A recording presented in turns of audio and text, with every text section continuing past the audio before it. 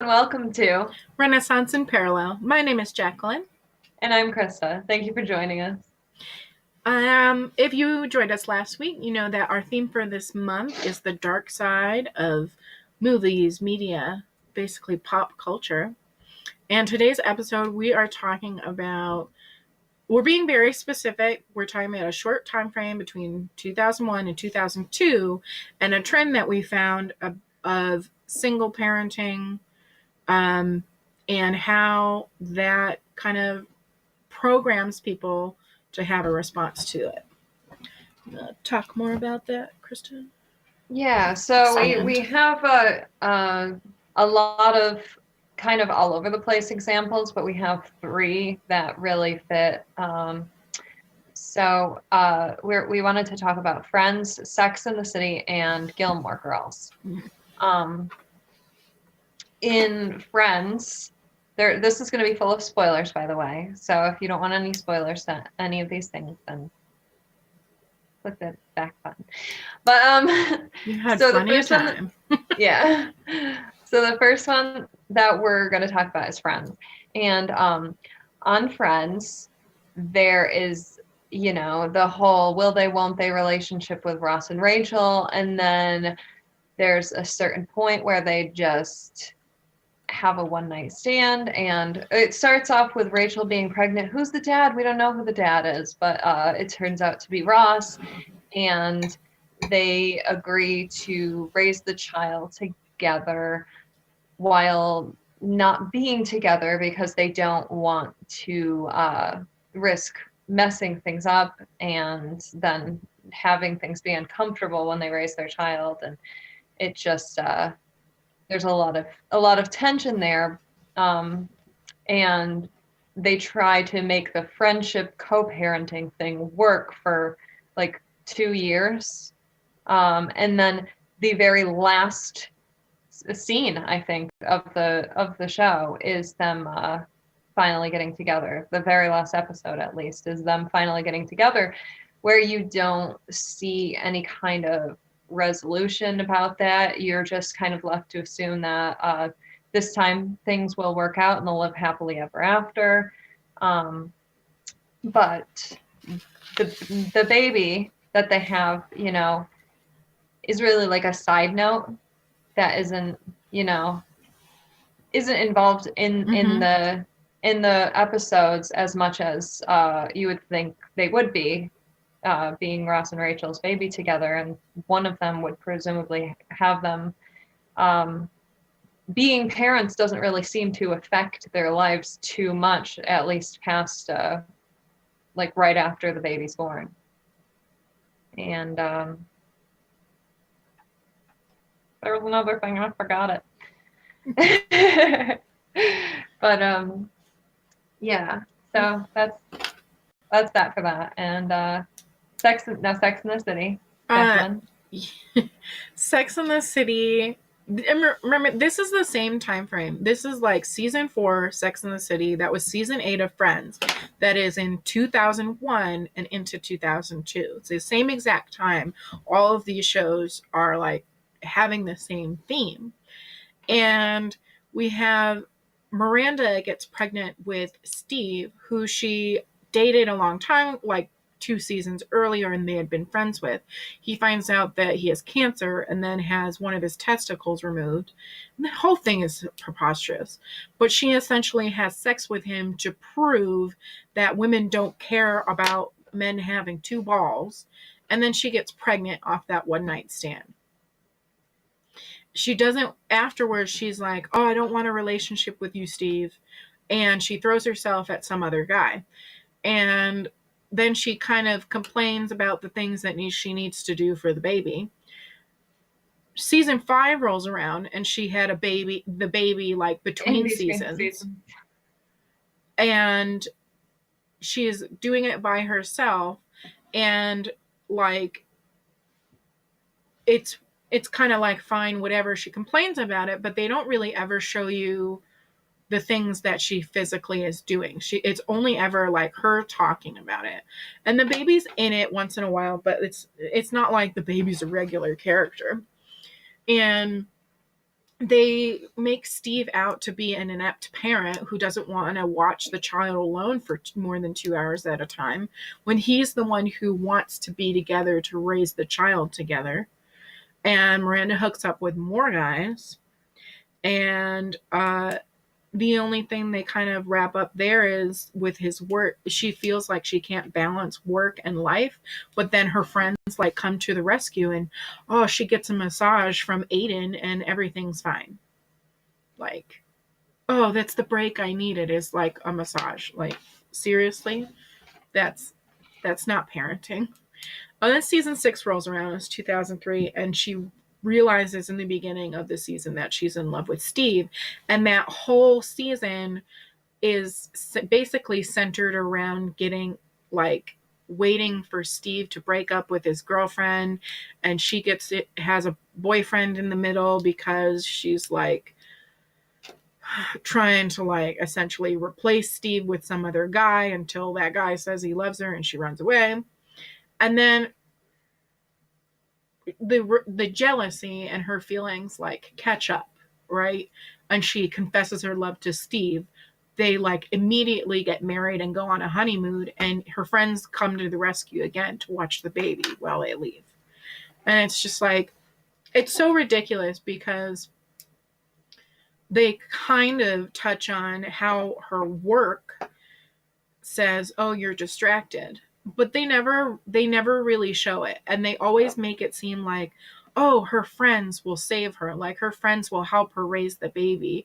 Until she gets back together with Steve, and it's not for the sake of the baby, it's not for the sake of like having a healthy relationship as a family. It's because she is infatuated with Steve and can no longer avoid it. So might as well just get married.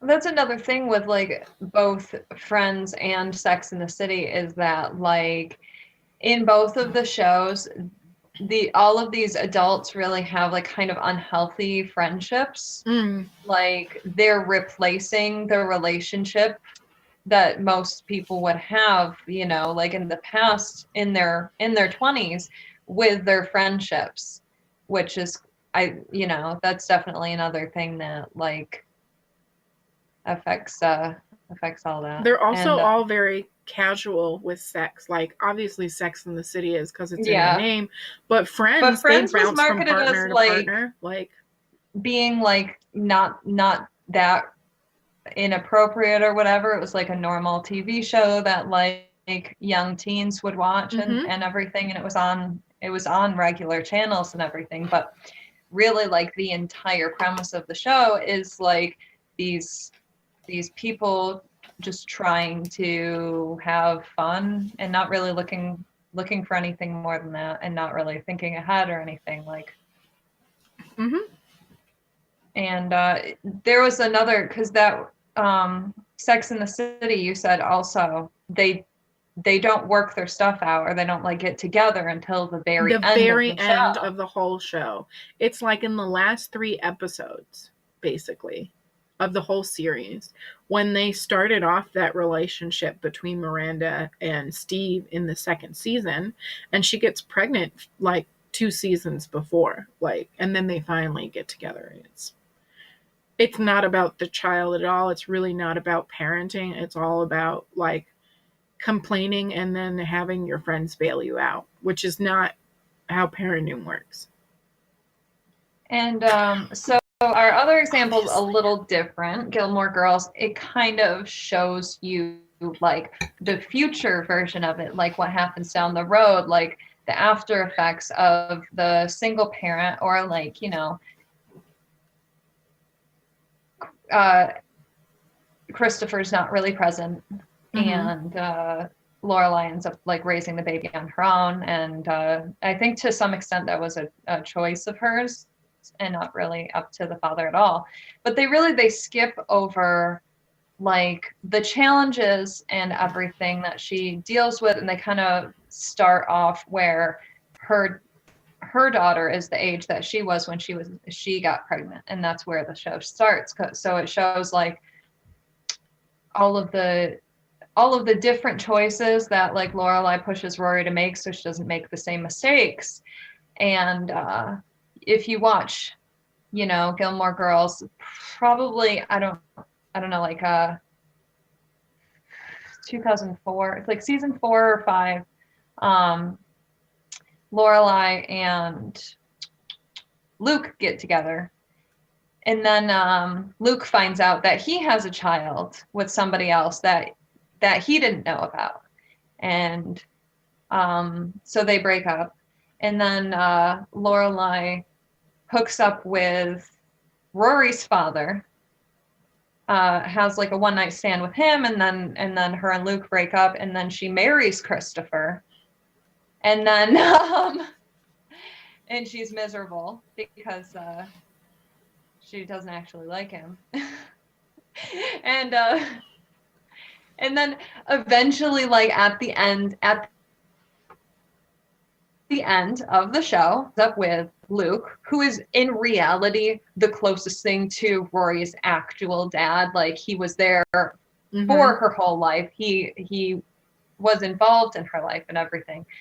A lot more than her father was. But again, like they don't get together until the very last episode, where Rory turns down a proposal from this guy that she's like totally crazy about, and then that's the end of the show until the new one comes out, and Lorelai and Luke still aren't married, like 15 years later, and and they're unhappy, and then they finally like decide to get married at the end, where you don't see the resolution again. You don't see like if things work out or if they just keep making that same mistakes over and over again. And then you see Rory make the mistakes that her mother made after her mom went out of her way to like keep her from going down that path. She ended up going down it anyway, but like 20 years later, like 15 years later. And I don't think people really got from that what it was actually supposed to be about. I think that a lot of people seemed to take that the wrong way. They saw that as like a happily ever after, when it seemed more like a cautionary tale. Yeah. And the thing is like the whole setup of Gilmore Girls paints this picture of like the ideal relationship with your daughter, where she's your best friend and you're her best friend. And like that is not a healthy relationship between a teenage daughter and a mom. But like if you are a young mom and you're watching this show, it makes you feel like, oh, everything's going to be okay, even if you're doing it alone, because look at this, like, yeah, well, she had a lot of things where she got lucky, like I think like was given a job at a hotel that she like broke into the shed of to like sleep with her baby, and the owner like took pity on her and like let her live there and like gave her a job, and then she turned that into a career, which is really like extraordinary circumstances and not realistic. And she also had, even though she like hated her mother, like she always had a fallback anyway, because her parents were filthy rich. Like there was always a safety net, which is not realistic to a lot of people's situation. They have no safety net. Well, she didn't want to get married, is what it came down to, is that she was 16 when she got pregnant, and her parents and Chris's parents and Chris all wanted them to get married and raise the child together, and she didn't want to do that. And she didn't want to do that so badly that she like ran away, and she stopped talking to her own parents, and she, seems to have tried to make a relationship between Chris and Rory, but it didn't work out. There's really like a pretty common theme in like all of TV and everything, and where you see that the father doesn't really have as much of an obligation as the mother, and like even if there is a set of two parents raising the kids together, like the dad is like always a joke. Like the dad is like useless and he doesn't know how to make a peanut butter sandwich right, and like he can't load the dishwasher. And yeah, so it really like it's kind of like telling you like if you're a mother who happens to get pregnant or like whatever, that like just do it yourself or whatever, or just like it doesn't really matter if you sleep with somebody and you are committed to them or whatever, like it's not a big deal. And it really should be a big deal, like especially when you're young. It should you know. I want to emphasize that it's not just like these three shows.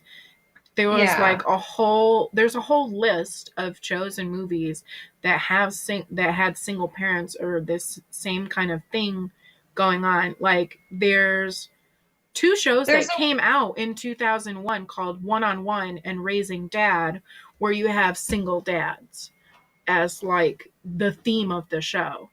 And then like Lilo and Stitch, where it's not the mom, but it's the sister and essentially is the And mother. then Buffy as well was in season 5, and at the same time when suddenly Dawn appears and she has a teenage sister, and then her mother passes and she has to raise her sister.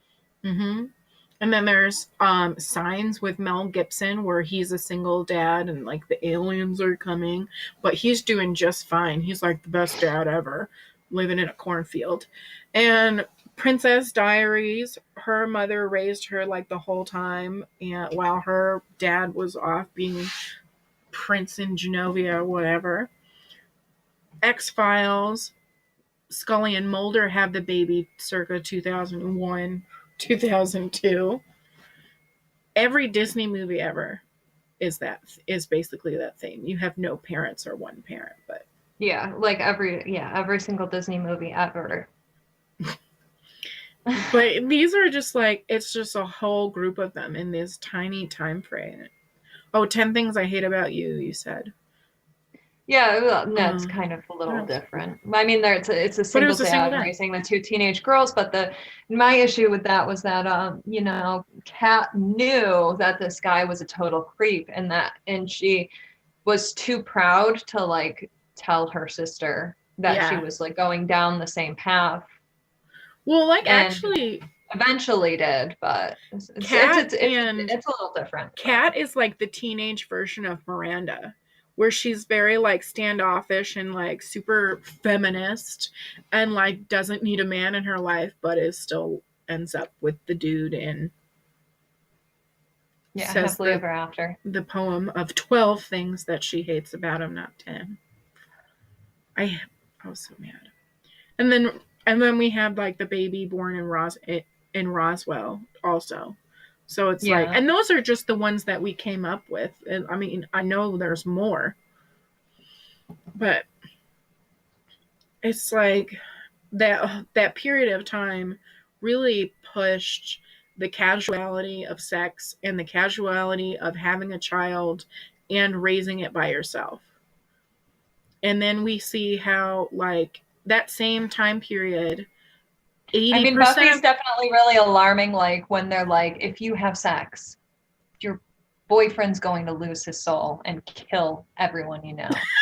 So it's not like they're like nonchalant about sex, but they are with other characters. Buffy's mother is a single mother. Her dad, her parents got divorced and her dad just stopped being involved in her life. Um, and then she ended up, raising her sister, who just suddenly appeared one day as a teenager, and there's a whole story there. Watch the show; it's a good show. But Are any shows good? no, I yeah, can't recommend it's television an to anyone at this point. entertaining show. Yeah. But yeah, I mean, there's a lot. There's a lot. And there's a thing that they do where it's not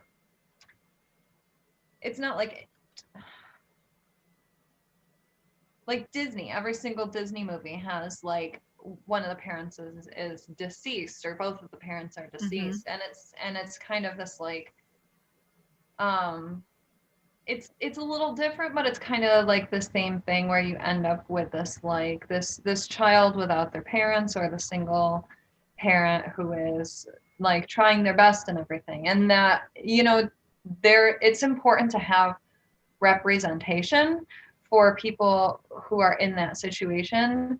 Um, but when we kind of notice that like in this time period, like in the early 2000s, and then like, you know, as time went by, it really like got more and more normalized to the point where it's like it doesn't matter anymore. It doesn't matter to have a baby without have a baby on purpose without the intention of having both parents, or you know, I don't know, I kind of lost my train of thought a little bit there, but yeah, it seems almost intentional that like all at the same time they're like, go ahead and have a baby by yourself, you can do it, you've got this, like don't worry about it, it'll work out. Everything will be fine and you'll have a better relationship for it, you know. Mm-hmm. And it's really harmful to not, you know, to not be real about the challenges of it, where those are kind of glossed over. And like, you know, in a lot of these shows, when once the baby is born, they don't really show them like over and over again. Or like if somebody has a first child like from another relationship, and then they have a child in a new relationship or whatever, like you don't really see the other kid anymore. And once they're past the baby stage, you don't really see them at all anymore. And Yeah, they you just know, show up that's when the plot in the is it's like convenient to the plot. Like yeah. that's it. They don't make the characters have to be a parent in the show. They're just like a parent sometimes when we want to do that. But yeah, it never changes essentially their life on the grand scheme, which having a child does in the real world. And You know, like as in like Friends, I don't remember them ever really showing like Ross and Rachel fighting about like parenting choices, or like disagreeing, or like fighting in front of the child, or like, you know, it was kind of like they decided not to be together, and then everything was hunky dory until they decided to be together, and there was like a little bit of like sexual tension for a little while, ha ha ha. But you know, it didn't really show in any way like how the child would realistically be affected by the two having like two different homes, and you know, the parents having to swap out time with them and everything, which, you know, like the challenges that people actually face when they choose to co-parent. I think it's important to note that the memory of the show is actually more important than like what did happen in the show, because people's memory of what happened in the show shows like the long lasting effects of that programming, rather than like going back and like watching all the episodes and being like, oh no, they did have the baby here and here and here. But it's like it's not about those individual moments, it's about the feeling overall that You know, it was they're kind of like trying to give Ross you. and Rachel are sitting there drinking coffee, and then they go to leave, and they push the stroller out, and you're like, oh, the baby was there the whole time. Yeah, Like, you're like, what? like you don't really see like Or like there's a lot of scenes where like Miranda has like the baby the burp rag on her shoulder, but they don't show the baby. So like you assume that the baby's there, like, oh, the baby's not there. And it's like, yes, like I understand that filming and having limitations on how long you can film a child, like there's standards and yeah. everything. But it's like how Well, that's why they usually do like have Yeah, twins they that have play the same multiple show. babies. No one can tell the back of one baby's head from the other when they have the same color I hair. mean, when you watch Friends and you watch like the first few seasons, Ross's son is pretty present Mhm. in the show, Mhm. despite the fact that like the mother has a relationship, has an entire life, and he only sees his son like on weekends. He doesn't get like equal time with his son as the mothers do. And but you see the son more than you do like later in the show, where both like two of the main characters on the show are the ones that have the child together. You would think that Emma would be in every single episode, like all the time. You would think that like you would see her cry more than just in the episode after she was born. Um, Didn't the mother of the first child move away and it was like no big thing? yeah, I don't know. I I think think so. But then when Rachel wanted to leave with I can't remember because I'm it was the mixing it end up of the with world. Bones too. Because like on Bones, Booth has a son, and then when he and Brennan have a baby together, his son is living in London or something.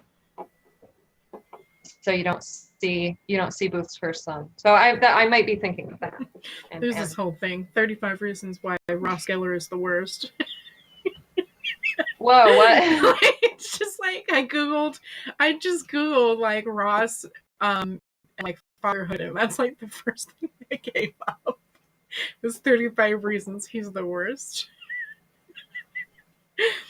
He does whine about I everything. lost your audio. I Oh, have no idea what you said, but can you it still seems hear? Can funny. you hear me now? I can hear you now. Oh, so what I said is I googled Ross and like parenthood or whatever, and the first result was 35 reasons why Ross Geller is the worst. Ross Instead of like is the he worst. is, He is the most obnoxious TV character but like of all time. there's There's nothing lots like of him guys out at there. all. There's lots of guys out there that share some similar qualities and they really identify with Ross. And so like they gloss over all of his really shittiness because they identify with him, and it's like He he sucks. sucked. Like I even had a He friend of sucks mine who so much. identifies with Ross made a post about Friends how Ross was so much better than Rachel, he deserved better. And I was like, all the Friends characters suck. Like, and this herd of people came out and was like, no, they were realistic, blah blah blah blah. And I'm like, no, they're all like really horrible people. If I I like Monica. I don't like the like fat she's joke, the like running yeah, fat joke about her throughout the show. I think she was Um, really terrible to um Chandler a lot in this series. And she's a control yeah, freak. she's super controlling. Yeah, yeah, She she wants to definitely control is. everybody else's lives so that she doesn't have to deal with like her Yeah, but inner that's problems. a personality type. Yeah, there's a lot of people like that. I'm Um I'm a little type A, I'm not gonna lie. But yeah, no, I like there Monica because I she's the one that I related to the most. the only Phoebe one I liked was started off yeah, cute and yeah. and fun, and then by the end of the show, she was a Satanist. That's the So one that that I was weird. liked was Phoebe. And Yeah, I then liked Phoebe, but they she made her was so weird. she was empathetic and compassionate, and the only negative trait that she had in the beginning was that she's dumb, basically. But she was the nicest character by far. And then they turned her into I can't like in real life, no Joey one was the one who that would grew have the most. progressed. If there was like a Friends yearbook, Joey would be like the uh most improved or whatever, like most grown from the beginning to the end of the series. He's like a total jerk at the beginning, and he's like a sweet, sweet little puppy dog. He was such a womanizer in the beginning. Yeah.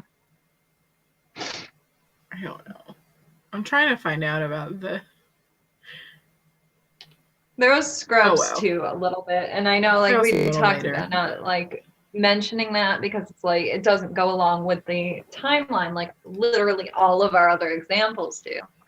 But on Scrubs, he gets Kim pregnant before they even have sex, and then she tells him that she had a miscarriage so that he's Yes, not going because to she be doesn't involved want in to be in the conflict, relationship. She doesn't want a which she could relationship. have just like, yeah, she didn't want him to feel obligated to be with Mm-hmm. her or something. But like, that's crazy. You That is can't crazy. do that.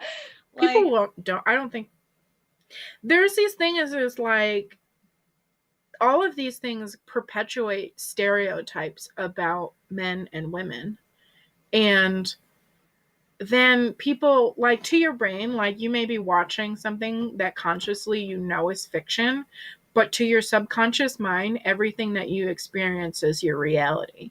And so those seeds get planted in you and like they manifest in certain ways, especially because every time you watch something that is similar, it's like watering those seeds. And it's not that 2001, 2002 is the only time that they do this thing. It started a long time ago. Even if you think about the Brady Bunch, they were both single parents until they got married. I'm like, yeah, they died, blah, blah, blah. But the more that they've increased those ideas over time, the more we see like the rise in teenage girls not getting pregnant because that's not really what happens, but being unmarried and having children. It's like right now, like teenagers that have children, it's like almost 90% are unmarried. And like all the statistics are skewed because they don't make you consider the context of the time where like yes, teen pregnancy used to be higher, but teens used to it's be also way more a wide mature than range, they are like now. 15 to 19, and I don't Yes, consider like 18 and 19-year-olds to be in the same boat right. as like a high schooler. You know, my mom got married and had me when she was like 19, so she would be one of those statistics. And most of the statistics start like back in the 20s or something, or I think it goes from 1900, but like before 1930 even, like the maturity level of a 12-year-old was higher than most kids in college now. Like, I actually remembered another Scrubs example, by the way, yeah, because go ahead. Dr. Cox and Jordan, remember? Dr. Cox. Jordan gets pregnant.